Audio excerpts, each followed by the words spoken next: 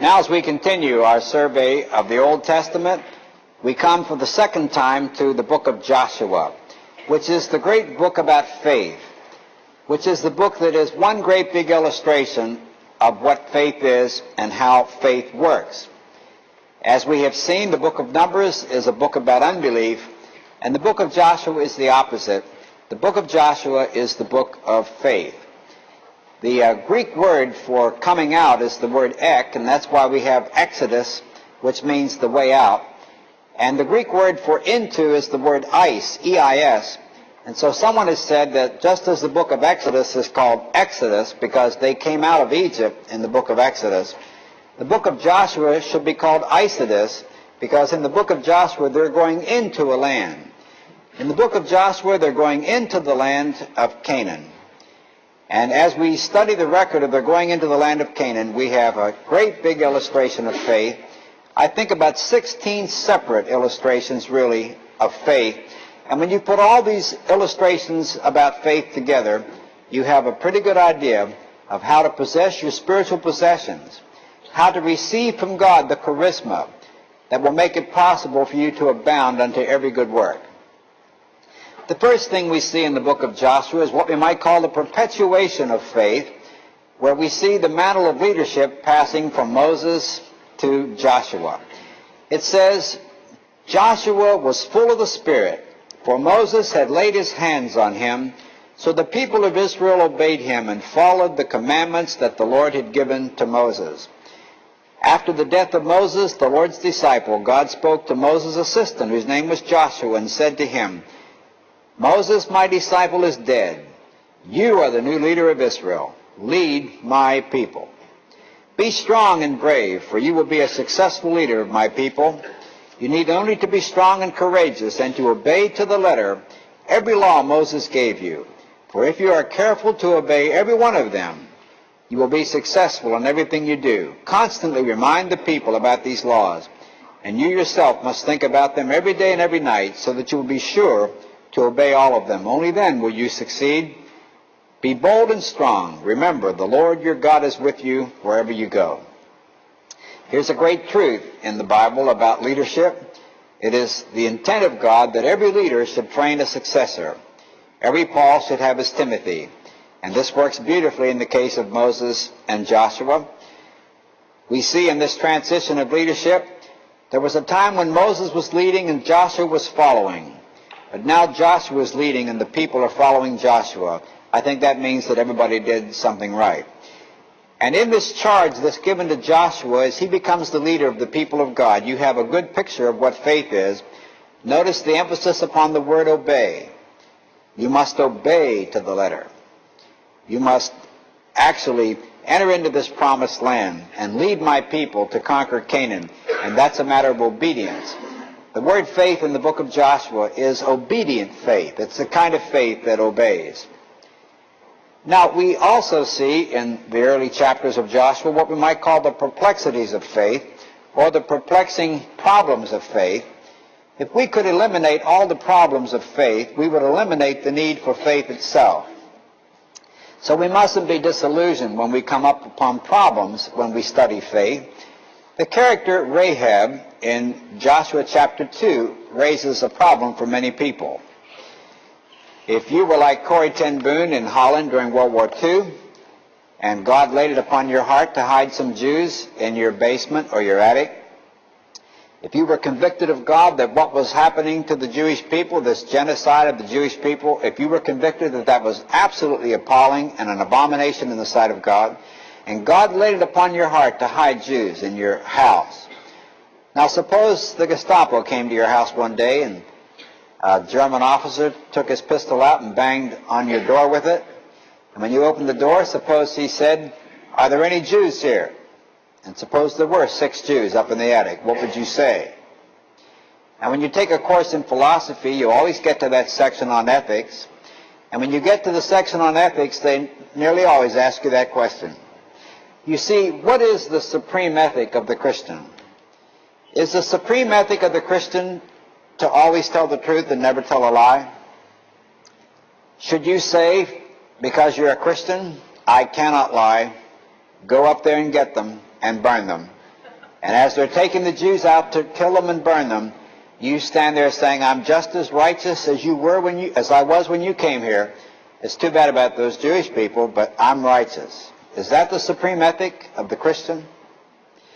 Well, in the story of Rahab the harlot in Joshua chapter 2, that's exactly what happens. Some Jews come to her home and she hides them. And when the authorities come looking for these Jews, she sends the authorities away another direction. Now, she's commended for this. We read about her in the New Testament, in the Living Bible, that Rahab the prostitute is an example of faith. She was saved because of what she did when she hid those messengers and sent them safely away by a different road. Now, many people have a big problem with this. They say, now, wait a minute. I've been taught to be a rock of integrity. And here this prostitute lies. I mean, there she is, you know. She just lies like a rug. And she's listed in the heroes of faith because she did this. And they just can't understand that. It's a big problem to many people. But if you look at the story closely, you see that it was not the fact that she lied that caused her to be a hero of faith. It says again in the Living Bible in Hebrews 11, by faith, because she believed in God and his power, Rahab the harlot did not die with all the others in her city. You see, when those spies came to the house of Rahab the harlot, she said something to them that demonstrated faith. She said, I know that you people represent the true and the living God. Many people over here fear you greatly. We believe that God is with you. And she says, listen, when you come into this land, promise me that you won't kill me. Now they make a covenant with her. They say, take this scarlet rope and tie it to the window of your house. Her house was on the wall of Jericho. The wall was that wide that a house could be on it. And of course that red rope that hung out of her window is a beautiful picture of salvation, like Noah's Ark was back in the book of Genesis. But they say to her, tie this red rope to your window, and anyone who's in this house with you, all your loved ones, they will be spared. Everybody else is going to die in Jericho, but you'll be saved. Now, why was she saved? Because she hid the spies and lied about it? No. Because she believed that those people were the people of God and that the true and the living God was behind everything that was happening to them. And she wanted to express her faith in that. It was her faith in that. That's why she was saved.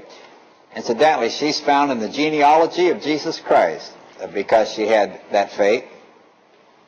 I believe that red rope that hung out of her home, we might call that the picture of faith. So in the opening chapters of Joshua, first of all, we have the perpetuation of faith from Moses to Joshua. And then we have the perplexities of faith. But then we also have this beautiful picture of faith.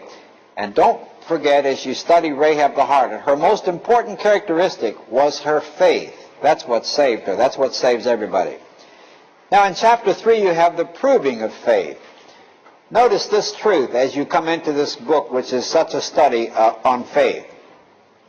When God is trying to give us the faith to enter our spiritual Canaan and claim all of our spiritual blessings, he will very often confirm and affirm our faith to encourage us. We'll find this when we come to Gideon, who put out a fleece, and God honored that fleece. The Berkeley translation in Psalm 37, verse 23 says, the steps of a believer are confirmed by the Lord. That means that as we take steps of faith, God blesses and confirms those steps of faith to encourage us that we are walking in the way in which he's leading us. The reason why he dealt so severely with those people again in the wilderness in the book of Numbers was he said, 10 times I proved it to you. 10 times I performed miracles and proved it to you, but you wouldn't appropriate that faith, even though I proved it to you and confirmed it and affirmed it 10 times. So God does confirm our steps. And he does this early in the book of Joshua. He affirms Joshua, and he illustrates to the people that the blessing is upon Joshua, just like it was upon Moses. And then he also affirms all the people with miracles.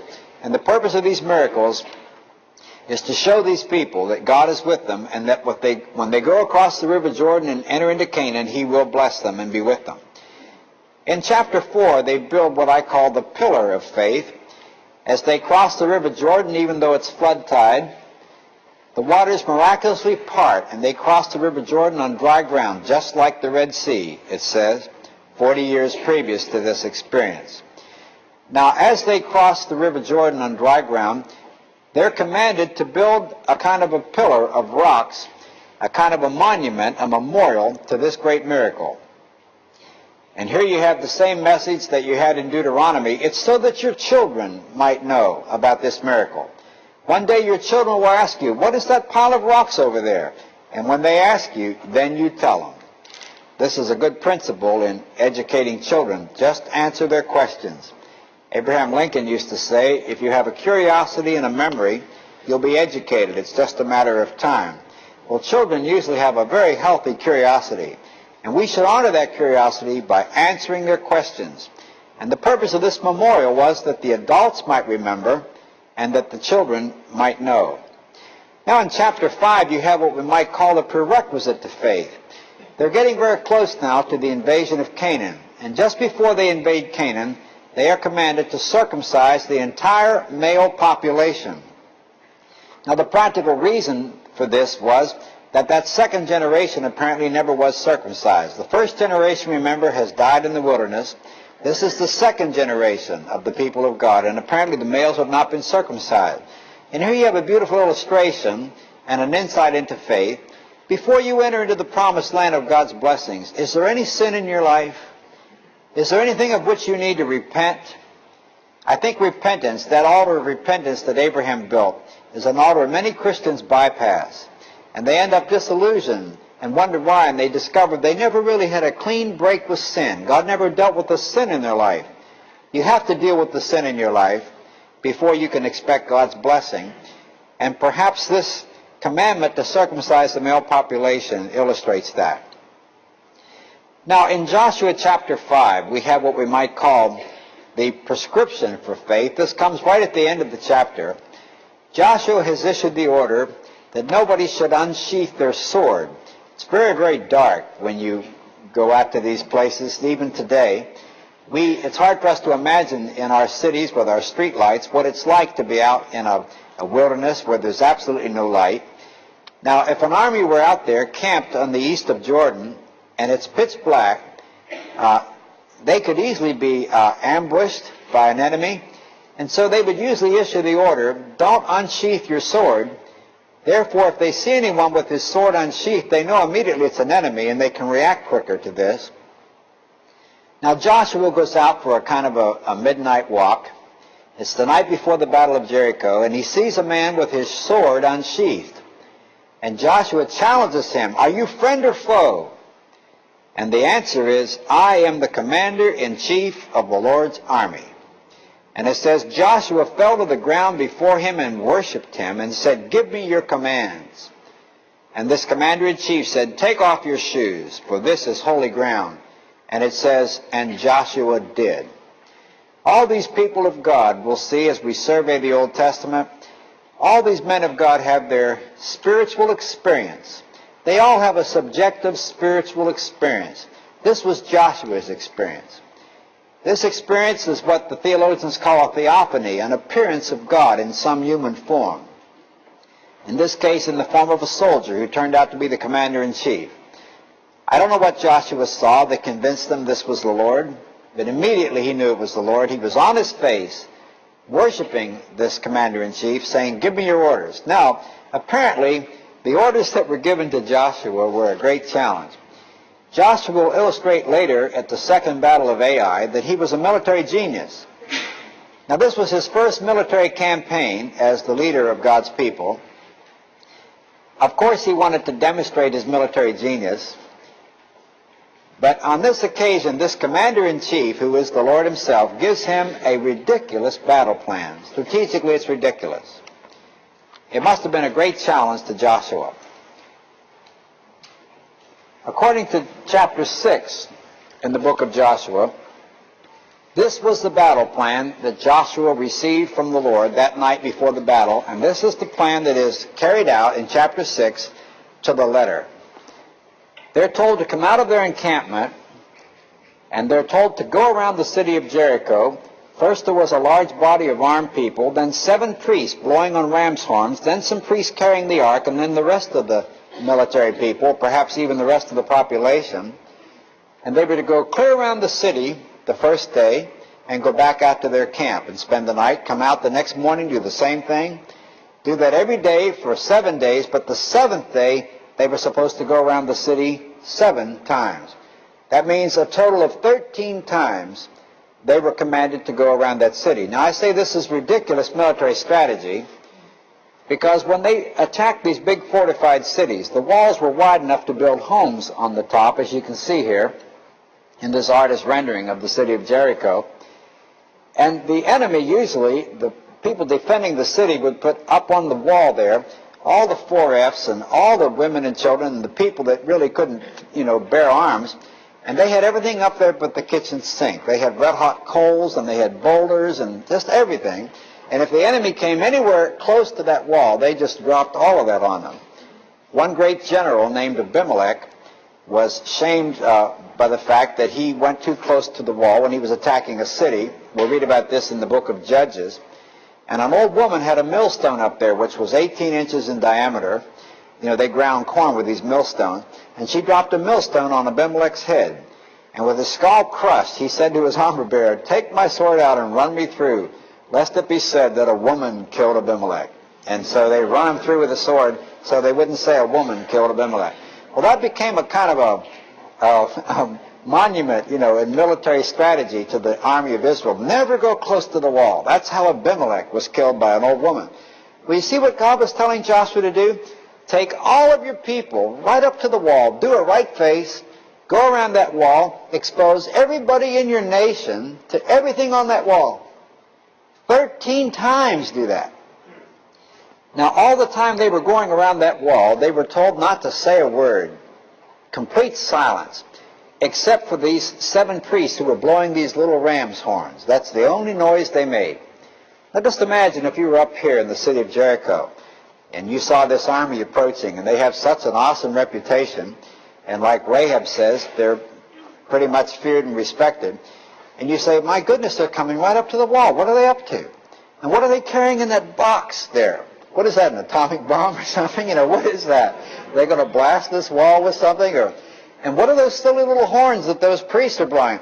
And they must have been discussing that on the wall. And after they go clear around the city, they go back out into the woods again. I'm sure they burned the night oil that night in the Pentagon in Jericho, trying to figure out what are these people up to. The next morning, same thing, and they're probably just so filled with awe they don't drop anything on them. They wonder, what are they up to? Nobody does that. And then that 7th day, they think, well, here we go again. They say, oh no, they're coming around again. Look at that. There they go again. Again. Now, after 7 times on that 7th day, Joshua turns to the people and he says, "Shout!" And somewhere between 2 and 3 million people shout. You ever been to a football game and heard maybe 10,000 people? That's usually all you can get to cheer. About 10,000 people. Ever hear 10,000 people yell at one time? That makes quite a sound. Now, somewhere between 2 and 3 million people could have been in this group. Imagine when they all shout at the same time. Now, some of the more liberal theologians say that it was their walking around that city that caused vibrations that caused these walls to collapse. And some say it was the shouting that, somehow caused it. It takes more faith, as we saw at the Red Sea, to believe some of the liberal explanations than it does to believe the miracle. The book of Hebrews settles the argument for us. The book of Hebrews says, the walls of Jericho fell down by faith. Now, I believe that's exactly what made those walls fall down.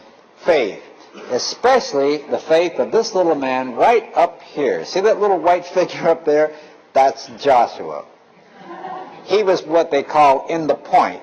He was right out there leading all those people.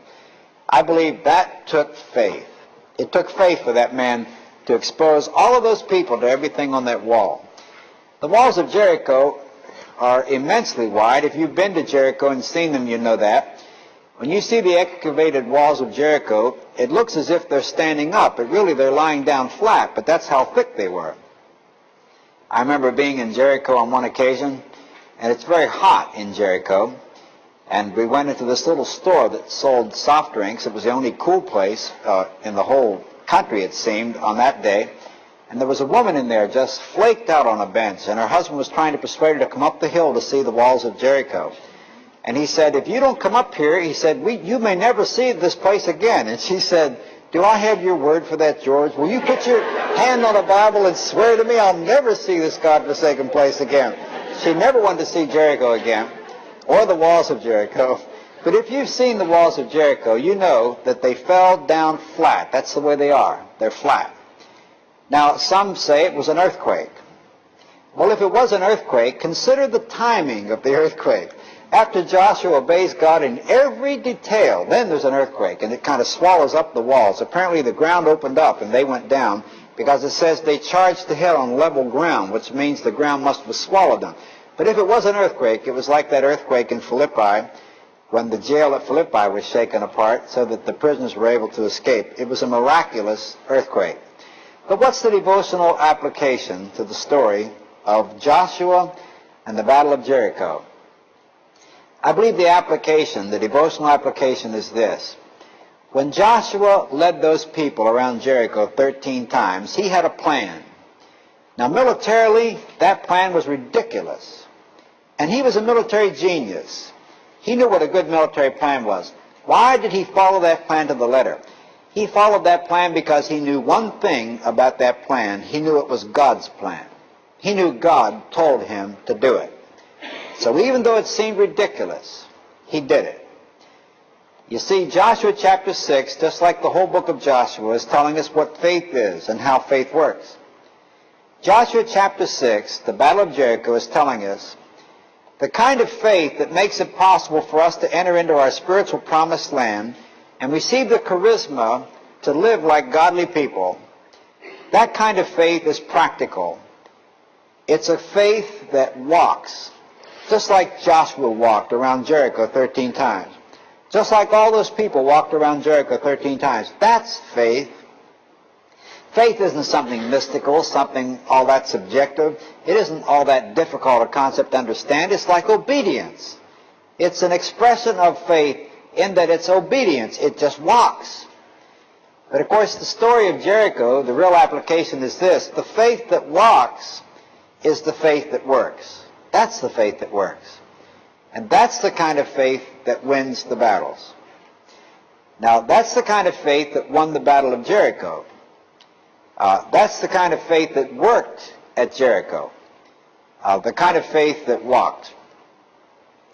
Now, I wonder, is your faith that kind of faith? Do you think that faith is some sort of an intellectual proposition? You know, Jesus told us in the New Testament that his word was not just the word of another rabbi coming down the pike. He said, my word that I'm teaching you is the word of God. And when people questioned that in the 7th chapter of the Gospel of John and said, how can we know that? Jesus said, if any man wills to do God's will, he will know whether this teaching comes from God or whether it's just the idea of another rabbi. What Jesus said was, if you really want to know, you have to do.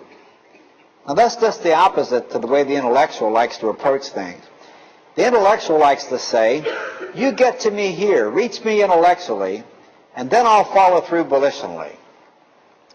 But Jesus said, no, it's the other way around. You commit yourself volitionally, and then you'll become convinced intellectually. First commit yourself. First walk around Jericho. And then you'll discover a faith that works and wins. But you've got to commit yourself to walk. You have to commit yourself to it. The intellectuals have been saying for generations, centuries really, believing is seeing. Now, I really believe that the Scripture puts it this way. David in Psalm 27 says, and he did a lot of living, he says, I would have fainted unless I had believed to see the goodness of God in the land of the living. The intellectual says, contrary to what I said, seeing is believing. But God has always said believing leads to seeing. I think that's what we see illustrated in the Battle of Jericho. When they committed themselves to walk around Jericho 13 times, they proved God, and God proved them. I knew a man who was called of God to build a radio station in Quito, Ecuador. And he was a man who walked with God. His name was Dr. Clarence Jones, and he built the station HCJB in Quito, Ecuador. He said that one day God laid it upon his heart to build an antenna atop of a certain mountain, and he said God made it unmistakably clear that that antenna should be built on that mountain. He called this divine radar. He said through his divine radar, God showed him that's where the antenna should go. Now all the engineers said to him, Clarence, that's a mistake. There are minerals in that mountain that will just draw in and magnetize that signal, and that signal won't go anywhere. And so he would go back to his prayer closet and pray, and God would say, that mountain, that's where you build the antenna. Now this old man had enough faith to go against all the engineers, all the expert advice, and he said, put the antenna on that mountain. And those minerals that the engineers said were going to magnetize the signal and draw it in did the opposite. They repelled the signal, and it bounced all over the world. And he was asked to lecture all over the world on this electronic miracle that he pulled off by putting that antenna on that mountain. And he was asked to go out as if he were a genius of some kind and tell how he knew so much that he should do that. I thank God for people who believe in divine radar. I believe in divine radar. I believe it's possible for God to come to you. It's possible for God to communicate with me. A plan, something he wants us to do. And sometimes he'll deliberately test our faith with that plan. It may be a plan like the plan of the conquest of Jericho. Militarily, it's ridiculous. And God may give us a plan like that sometimes just to test our faith. If you know God well enough, if you trust your divine radar enough to know that God has told you to do it, Jesus again put it this way, whatsoever he saith unto you, do it. The mother of Jesus, rather, said this to the servants there at the wedding in Cana of Galilee, whatever he says to you, do it. If you know God is telling you, it's always safe to do it. Now, God doesn't always do it this way. We'll see this at the second battle of Ai, where Joshua demonstrates the fact that he's a military genius. God is a God of order and design. And the normal thing is that he has a plan that's fearfully and wonderfully made. But there are times when God will test our faith like he did the faith of Joshua. But never forget as you come to the book of Joshua that this chapter, chapter 6, at the heart of the book, tells us that faith is practical.